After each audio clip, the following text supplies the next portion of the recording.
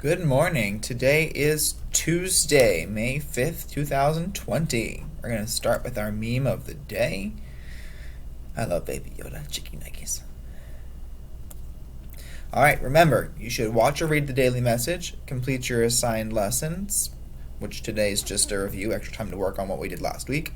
Make sure you're turning your work in. I don't care if you text it to me through pictures. I don't care if you email me pictures. It's perfectly cool with me if you turn it on Teams. Doesn't matter. Just if you haven't turned things in, please try and get them turned in so you don't fall behind for the next round of work that we're going to start tomorrow.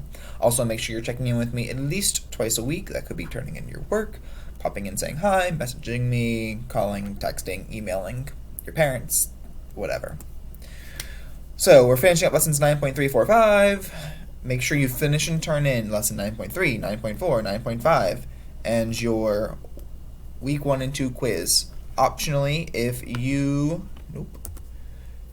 you are done early but you're looking for some math stuff to do, you can go back to those lessons and do the enrichment problems, or you can do Edmentum.